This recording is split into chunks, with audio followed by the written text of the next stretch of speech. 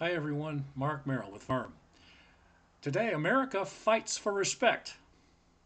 In our episode dealing with many topics, we certainly hope that you will take advantage of the information provided in today's program. At the same time, learn how the left and the right operate when it comes to either voting or other issues. From one aspect to another, and one evil action of mandate or executive order to another, we, the people of America, must continue the fight against these socialist and Marxist or communist rules, not laws, by the way, all good people. Rules established, quote unquote, to form one party and one world government. The following is a laundry list of what radical politicians and Marxist mainstream media pundits are trying to push desperately before November 5th. Now, a statement from Firm regarding the voting process, not only in Maine but around the nation here, especially in one of the most important swing states. We're going to get to that in just a few moments, folks. Basically, it's the state of Wisconsin. But as we start, you see before you here what you need to know. And it's all good citizens what they need to know when voting on November 5th. It's the cornerstone of democracy, and this year Mainers have a lot of important decisions to make when casting ballots from the very top of the ticket to the bottom. It seems every seat in the Maine legislature, 35 in the Senate and 151 in the House, will be on the ballot, which could potentially disrupt the Democratic trifecta of Mills, who's enjoyed that since winning in 2018. Let's hope the pendulum swings in freedom's way. At the federal level, a closely watched U.S. House race in Maine's 2nd District could be key in deciding the balance of power. Also, incumbents Shelley Pingree and Angus King face several challengers, which means those races will use ranked choice voting. That's the most unfair thing that's ever happened in this state, folks. Ever. Meanwhile, there will be 5 ballot questions, 3 bonds, 1 initiated measure about PAC contributions, and a legislative proposed referenda on a new state flag design. No, don't change the flag.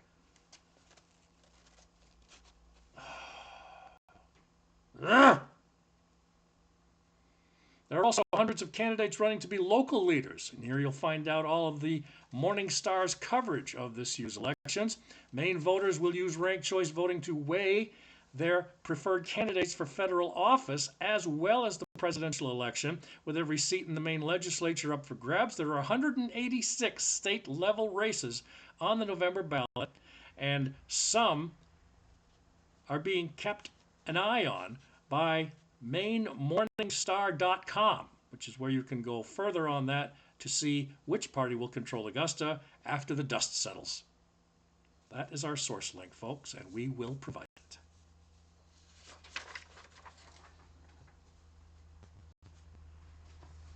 Now, next up, as we said, folks, there's a lot of going on there with the state of Wisconsin, among other swing states. But what we have here before us, folks, and we'll play it for you, is an audio excerpt from Epoch Times TV and radio, by the way. It's about early voting turnout in Wisconsin. From small towns to big cities, Wisconsin early voters turn out big.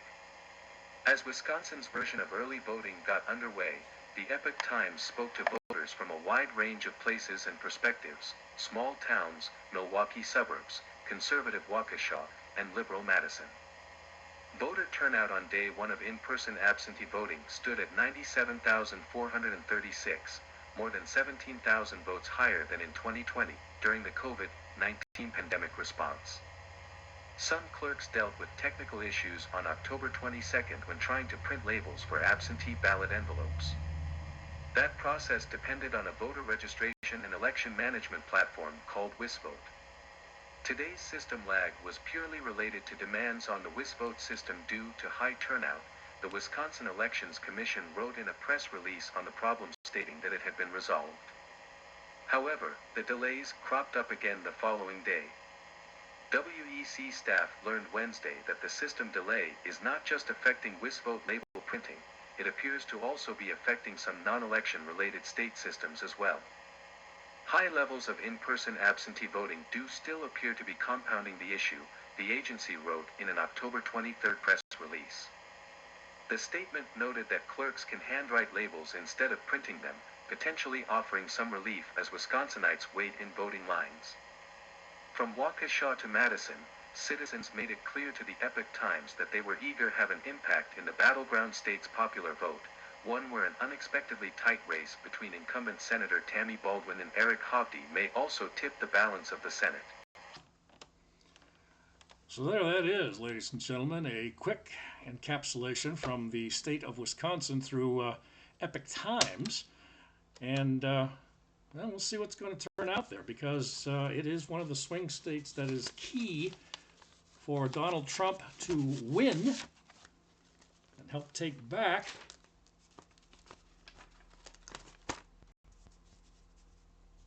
the White House and maybe some senators and some House people as well, to keep things in place as they were when it turned out. And finally we got rid of Nancy Pelosi as the majority House Speaker back after the 2022 midterms. It's got to start happening, folks.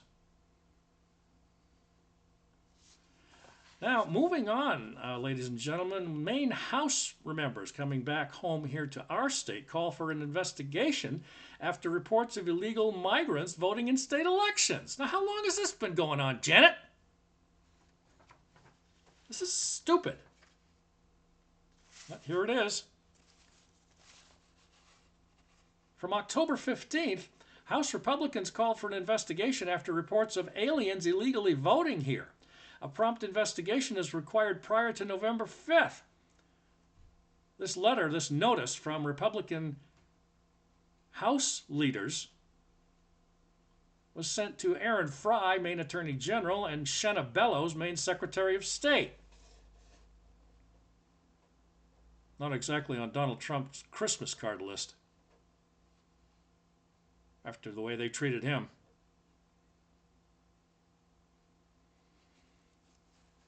On behalf of the Maine Republican Caucus,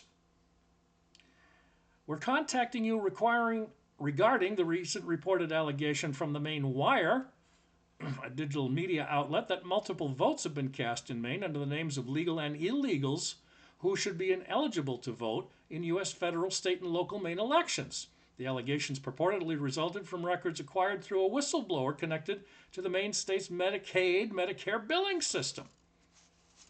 And when the identities of the 18 legal and illegals named in the records were cross-referenced with voting records from the Secretary of State, did she give that information willingly?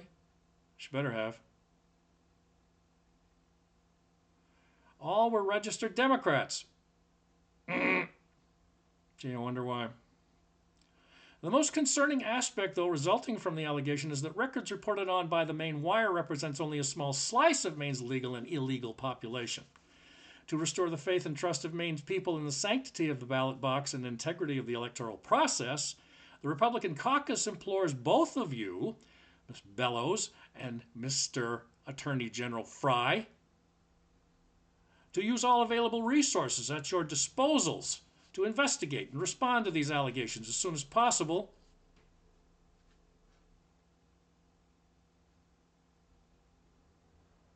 November 5th isn't far away. It's a week from October 29th, next Tuesday. On behalf of the Maine people, we call on you, House Republicans, as Maine constitutional officers, to conduct an immediate investigation and provide transparency. You know what it is, folks? It's something these damn deflectocrats keep yelling at, especially Kamala Harris, to the end of time. Must be transparent. You're not transparent. Oh, really? No, Harris, you're not transparent. Yeah, and I'm pointing the finger right at you, Kamala, cackling hyena. And Janet, you're no better. Stop threatening us, will you?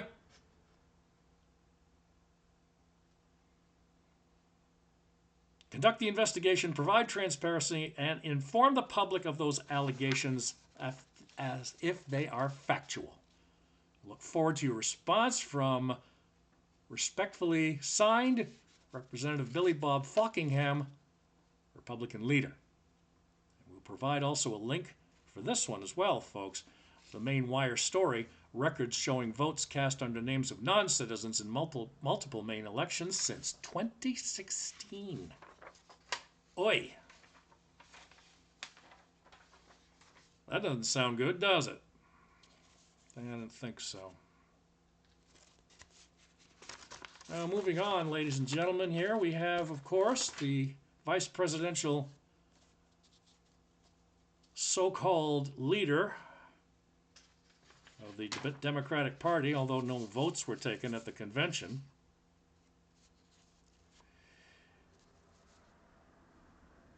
Seems Biden-Harris regime has filed a pretty nasty lawsuit. What's that? Well, according to one here, folks, as we move along here on Firm, trying to make sure that Americans get our rights and freedoms put back intact.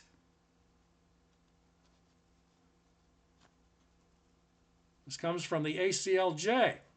You notice our friend, Mr. Jay Seculow, the president, owner, and founder. Biden-Harris filed a major lawsuit about October 23rd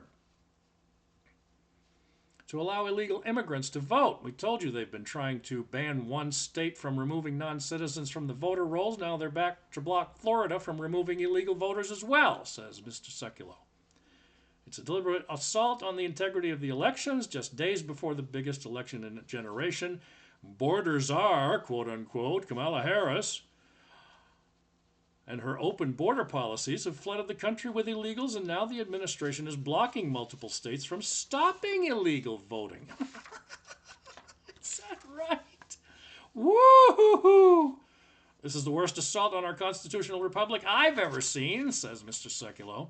The survival of the Constitution depends on the integrity of our elections, and we're mobilizing our legal team to fight back, he says, referencing the ACLJ. We're preparing to file a vital amicus brief in federal court in Florida to stop the dangerous assault on democracy, as the Democrats like to call it. Biden and Harris keep calling Trump a danger to democracy, yet they are the ones who keep subverting the will of the American people. We already defeated the Trump ballot ban at the U.S. Supreme Court, and we'll go back to the Supreme Court to protect your vote. End statement from Jay Seculow. A couple of other things here, folks, going through the program here, but now you see before you one of our representatives, actually, who's been in the Maine House and is now running for state Senate, Scott Serway. His endorsement comes from a gentleman named DeLorean Fields. He's a longtime resident of Kennebec County here in Maine and originally hailing from Albion, and he's also a veteran. Scott Serway is a longtime law enforcement officer before he ran for public office. Mr. Fields says he writes in unwavering support of current Representative Scott Serway as he once again is campaigning to be state senator for District 16. He's once again campaigning with almost 40 years and continued to be impressed with his forthrightness, honesty, and tremendous gregarious personality and upbeat attitude. Scott possesses a sterling and unwavering dedication to community and civil service. He's also working toward the greater good for his neighbors and society in general. Scott comes from a deeply rooted agriculture background, only to transition to long-term law enforcement and becoming the most highly decorated deputy sheriff in the history of Kennebec County. There's one endorsement right there. And one final one here, folks, in our program today about Americans getting their rights and freedoms back intact again.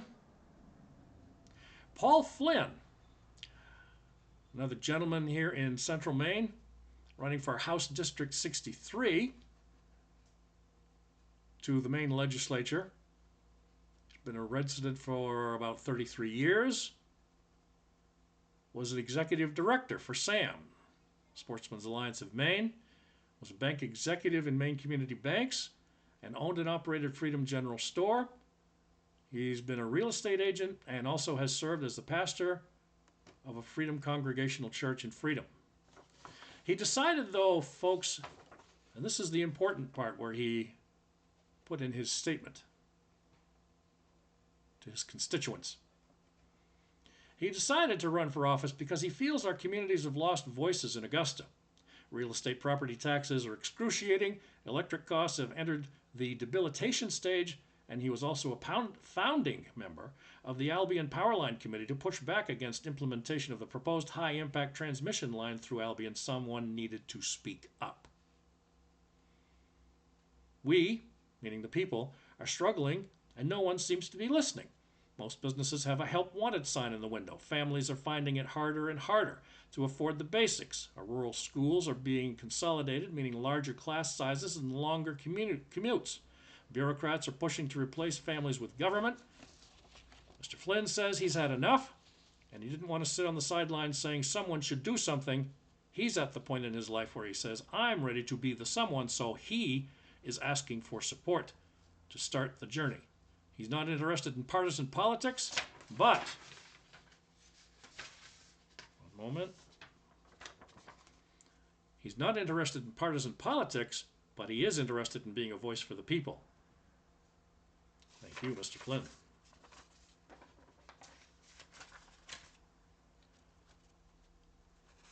So we hope you get some information from that, folks. And also a few of these as well. And we'll put on our website our links to our rumble.com site as how you, the voter, will vote in November, with a few references to the Bible.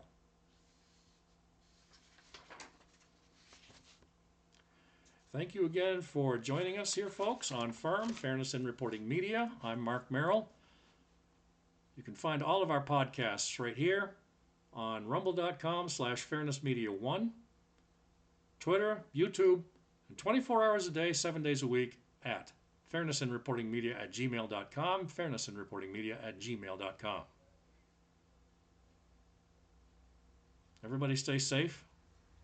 Vote. Pray for the salvation of our country through us. Also pray for Israel. Peace to all.